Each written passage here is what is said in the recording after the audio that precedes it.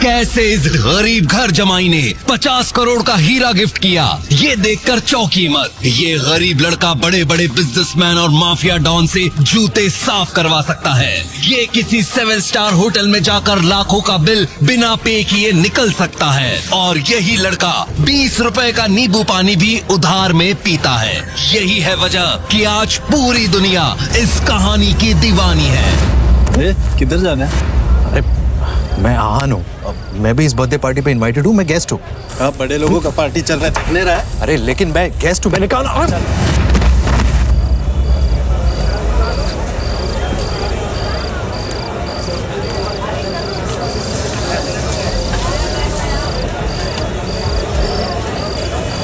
Guys, just look at this idiot. इसका कहना है कि सिंघानिया साहब की बर्थडे पार्टी में ये भी इनवाइटेड है। शनाया, बेबी, घर चलते हैं। कब? बेबी? शनाया, तुम जानती हो क्या सड़क छाप को? नहीं नहीं, नॉट एट ऑल। कौन हो तुम? है कौन ये भिखारी और इस पार्टी में क्या कर रहा है? Who the hell are you? इतना सुनते ही आहान शॉक्ड हो जाता है। ये पहली बार नहीं था जब शनाया ने आहान की बेइज्जती की थी। शना, लगता है तुमने कुछ ज्यादा ही पी ली है। Seems you're high. चलो घर चलते हैं। कब?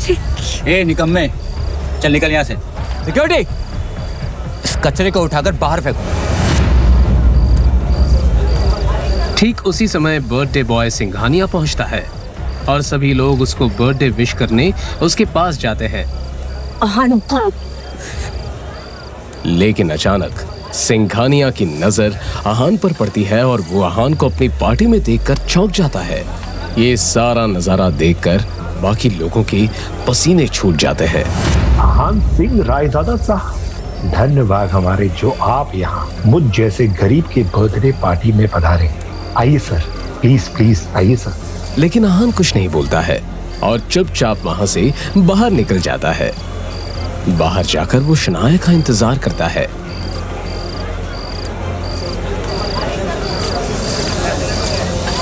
जब पार्टी खत्म होती है तो शनाया नशे में बाहर आती है।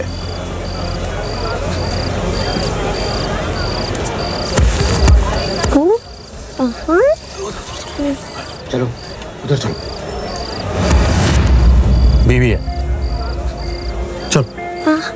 आगे तो यस, अब हम घर जाएंगे। हाँ हाँ, आराम से आराम से। घर चलते हैं।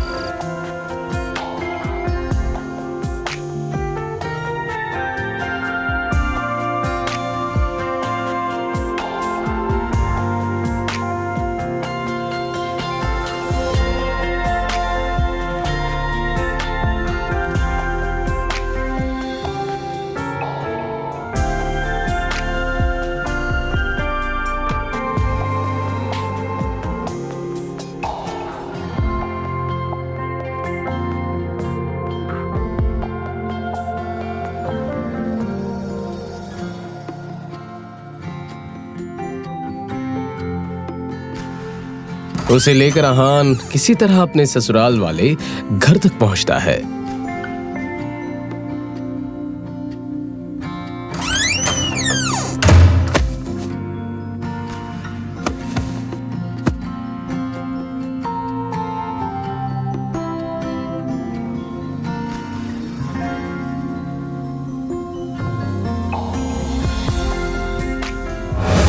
घर पहुंचते ही शनाया का कजिन शौर्य मिल जाता है। लीजिए, पेश हैं बीवी के टुकड़ों पर पलने वाले टुटपुंजिए।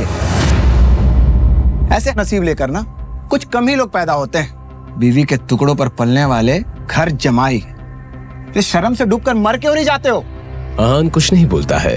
तभी शनाया की कजिन सिस्टर शगुन बोलती है, छोड़ो ना शौर्य, जिसकी ढेले भर की भी इज्जत नहीं उसके मुंह क्यों लग रहे हो? पता नहीं शनाया को इस भिखारी में ऐसा क्या लगता है जिसे घर से बाहर भी नहीं निकालती है। आहान अपने ससुराल में रोज ऐसे ताने सुनता था। उसे तो ऐसी बातें सुनने की आदत हो गई थी। कभी साला बोलता तो कभी साली। आहान की बीवी शनाया भी उसको गाली देने में पीछे नहीं रहती थी। फिर भी आहान इन सब की गलतियों को माफ कर देता था क्योंकि उसे शनाया से सच्चा प्यार था।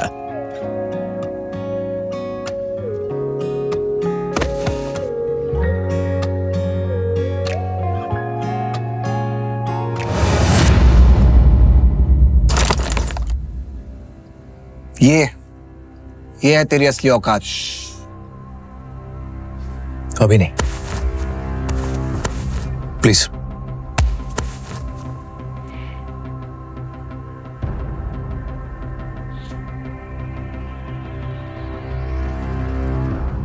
जिस दिन इन्हें मेरी हकीकत पता चलेगी उस दिन तो। और उसकी एक मजबूरी थी जिसके कारण उसे इस तरह की जिल्लत भरी जिंदगी जीनी पड़ रही थी।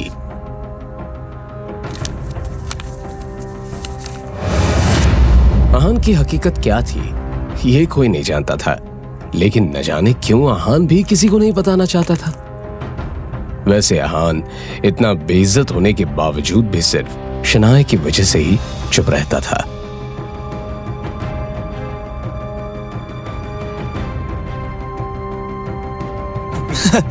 लेकिन उसकी बेइज्जती सिर्फ घर के नौकर, साला या साली ही नहीं करते थे, बल्कि उसकी सासू माँ भी करती थी। वो तो अपनी बेटी शनाया का आहान से डिवोर्स करा देना चाहती थी। साइन करके रखना।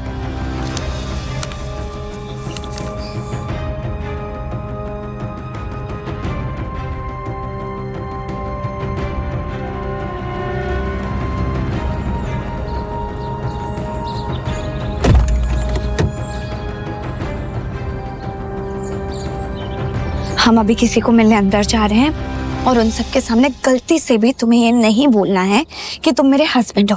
कोई तुमसे कुछ भी बोले तो उनको यही बताना कि तुम मेरे नौकर हो, ओके?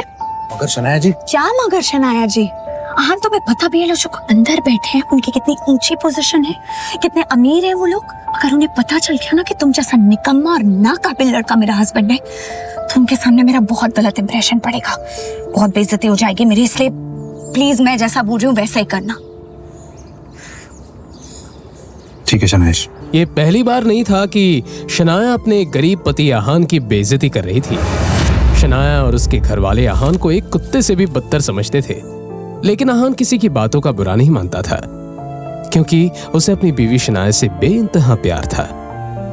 अब जब शनाया अपनी दोस्त रूपल के साथ कुछ बिगड़ैल रईस दोस्तों से मिलने होटल जा रही थी। तुम्हें लास्ट वार्निंग दे रही हूँ हान, आज के दिन कोई तमाशा मत खड़ा करना। शनाया और रूपल अंदर जाते हैं। आहान उनका बैग पकड़े उनके पीछे पीछे नौकर की तरह अंदर जाता है। अंदर बिगड़ैल रईसजादे प्रेम मल्होत्रा, राज बेदी और पारस अग्रवाल बैठे थे। वैसे तो वो रूपल के दोस्त थे, लेकिन जैसे ही उन्होंने शनाया को देखा उसकी खूबसूरती देखकर दंग रह गए। ये कौन है गुलाब जैसी खूबसूरत? ओ ये she is my best friend Shanaya. Hi Shanaya. Aahan के पुराने कपड़े और फटे जूते देखकर पारस पूछता है, लेकिन इस गुलाब के साथ ये कांटा कौन है?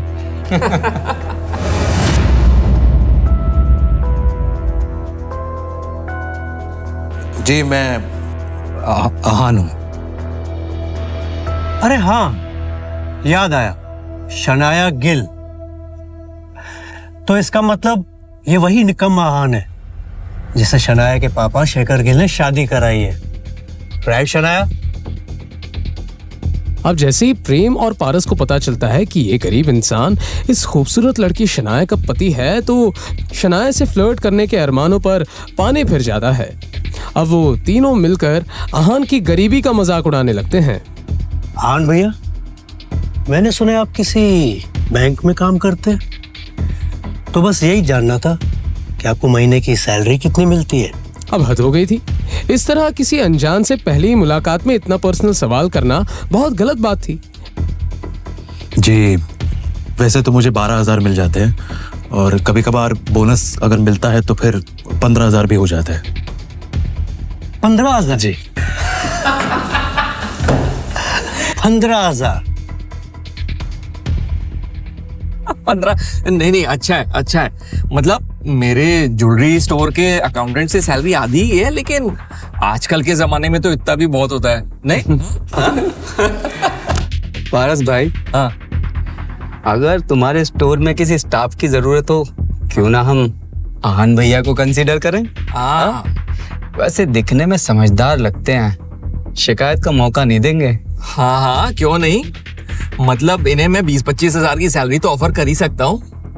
आहान भैया, आप एक काम करिए, आप कल से ही ज्वाइन कर लीजिए।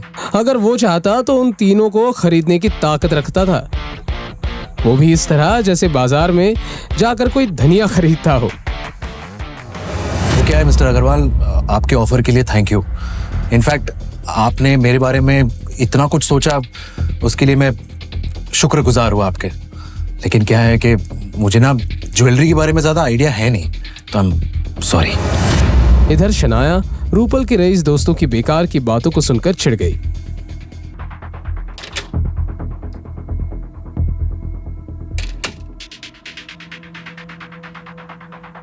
वॉशरूम को यूज करने के बाद जैसे ही वो बाहर निकली, बाहर आते ही उसने देखा कि दरवाजे के बाहर एक मोटा सा गंजा भद्दा सा अजीब सा आदमी खड़ा था। वाओ, हुस्न की मलिका, आपको देखकर जो मेरे अंदर हो रहा है वो बताने लायक नहीं, दिखाने लायक है। How dare you!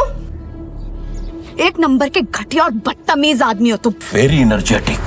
ये सब गंदी बातें ना जाके अपनी माँ और बहन के साथ करना। माँ बहन तो है ही नहीं,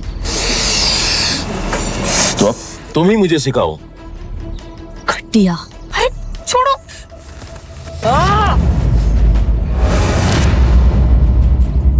अब शनाया ने ज्यादा सोचे बिना उस आदमी के मुंह पर एक थप्पड़ जड़ दिया।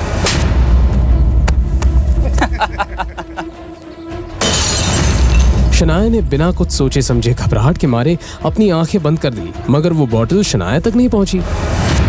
इसलिए क्यूरियोसिटी के मारे शनाया ने अपनी आंखें खोली। आंखें खुलते ही शनाया ने देखा कि एक बड़े से हाथ ने उस बॉटल को पकड़ लिया है।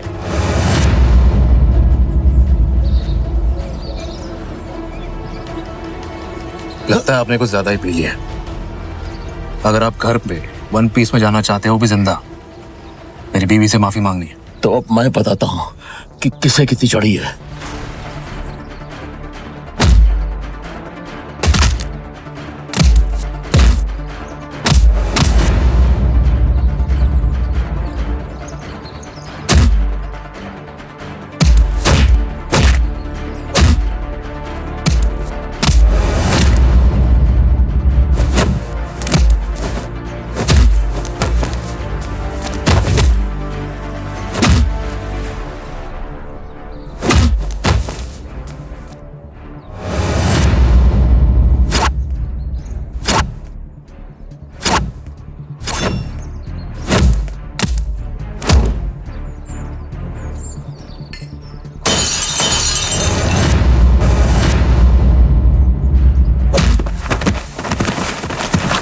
अहान के इस मूवमेंट से शनाया हैरान थी। उस बेचारी को अपनी आंखों पर यकीन नहीं हो रहा था। तभी रूपल का वो रईस ज़्यादा दोस्त प्रेम मल्होत्रा और राज बेदी वहां पर शोर सुनकर भागते हुए आए। क्या हुआ ये? शना, क्या तुम ठीक हो? ये बहुत ही घटिया आदमी है। जैसे इसने मुझे अकेला देखा, मुझे छेड़ने लगा। शनाया की ये बात सुनकर अब प्रेम मल्होत्रा की आंखों में नाराजगी दिखने लगी। आज उसे शनाया पर अपना इंप्रेशन भी तो जमाना था। ब्लडी हेल, तुम्हारी हिम्मत! उसने इस मैटर की पूरी जिम्मेदारी अपने हाथों में लेने का फैसला कर लिया। आफ्टर ऑल प्राइड होटल उसकी ही फैमिली बिजनेस का हिस्सा था। अब ये दोनों मेरी बीवी शनाया पर अपना इंप्रेशन जमाने के लिए एक मरे हुए आदमी को कुछ ज्यादा ही मार रहे हैं। आहान ने देखा कि प्रेम मल्होत्रा और राज बेदी रुकने का नाम ही नहीं ले रहे थे। अब बस करो, बस करो। उसे उसकी सजा मिल चुकी है। ऐसे चलता रहो, मर जाएगा। आन भैया, आप किस बात से डर रहे हैं? और अगर ये यहाँ मर भी गया ना तो कोई फिक्र नहीं, मैं इस होटल का मालिक हूँ। पूरे मैटर को यहीं सेटल डाउन कर दूंगा। भले ही वो कुछ किए बिना चुपचाप मार खा रहा है, ये बात तो साफ है कि ये आदमी कोई आम आदमी नहीं है। शनाया को आहान पर चिढ़ मच रही थी, लेकिन ऐसे बड़े से होटल में सीन क्रिएट करना थोड़ा तो अजीब था। तो प्लीज बस करो तुम लोग, जितना मानना था मान लिया। अब हम चलते हैं यहाँ से। आन भैया, आप ना कुछ ज्यादा ही डरते हैं। कोई नहीं, हमारे साथ रहेंगे तो ब्रेव हो जाएंगे। ये बात किसी ताने से कम नहीं थी, मगर ये सब समझने के बाद भी आहान ने कुछ नहीं कहा। जब प्रेम मल्होत्रा ने उन सब के साथ उस मोटे और गंजे आदमी को अंदर आते हुए देखा तो वो गुस्सा हो गया।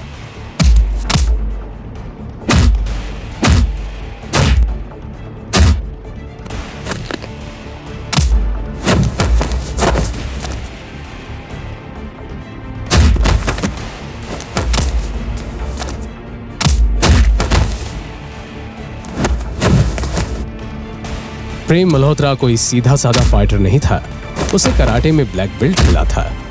एक एक करके प्रेम मल्होत्रा ने गजेंद्र के सारे साथियों को हरा दिया।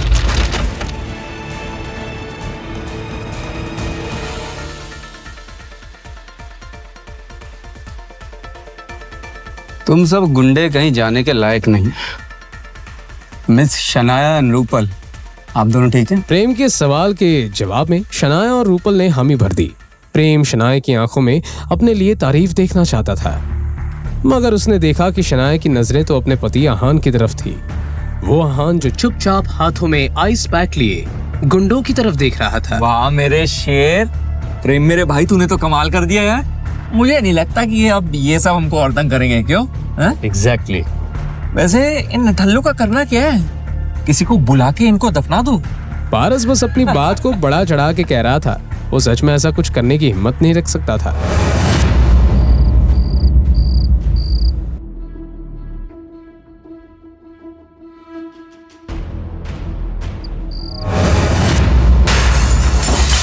क्या रे, बहुत बात हो रहा तुम लोग।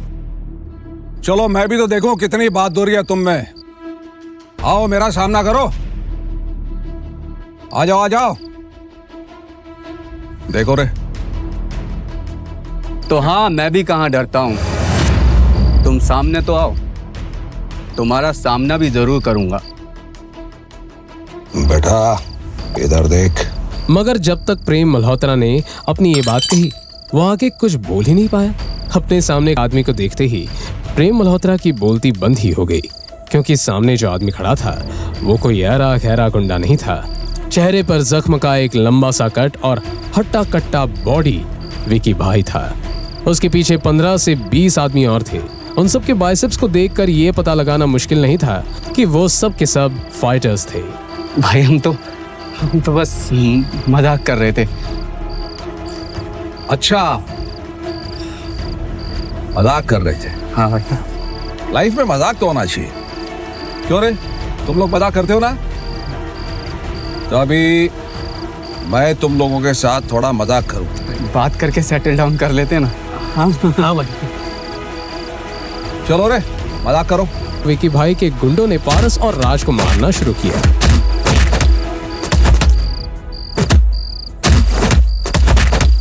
अरे तोड़ो तोड़ो, ठीक से तोड़ो इनको। विकी भाई को अपने सामने चल रहा ये तमाशा देखकर बहुत मजा आ रहा था। 3 अमीर लड़के, 2 खूबसूरत लड़कियां और अंधेरे में बैठकर आहान। भाई प्लीज भाई माफ कर दीजिए भाई। अरे लेके जाओ।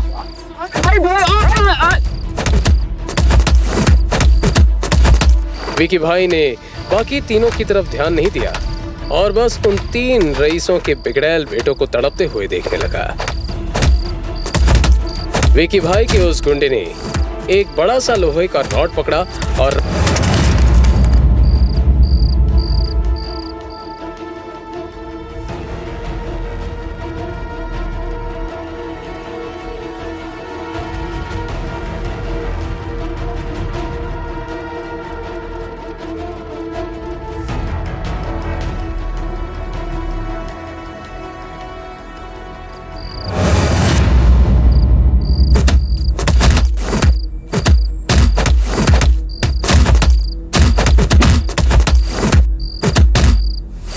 इसके हाथ पैर तोड़ दे, तब भी जबान बंद हो ना तो मुंडी तोड़ डाल।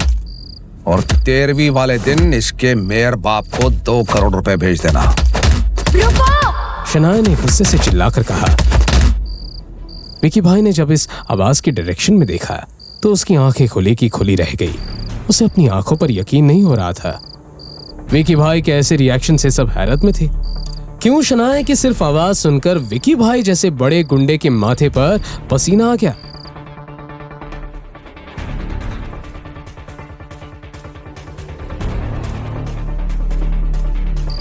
ये तो आहान रायजादा है। चलो चलो निकलो यहां से।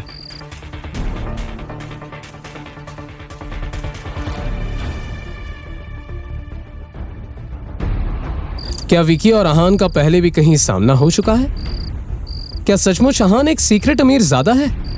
अगर है तो फिर एक गरीब घर जमाई बनकर जिल्लत भरी जिंदगी क्यों जी रहा है?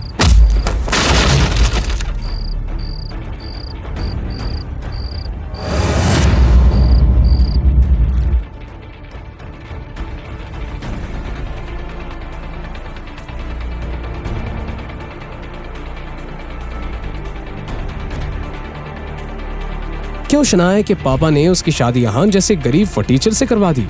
क्या होगा जब अहान की हकीकत सामने आएगी? इन सभी सवालों के जवाब के लिए नीचे दिए गए लिंक पर क्लिक करके इंस्टॉल कीजिए पॉकेट FM और फ्री में सुनिए दुनिया भर में हंगामा मचाने वाली ये जबरदस्त कहानी सीक्रेट अमीरजादा।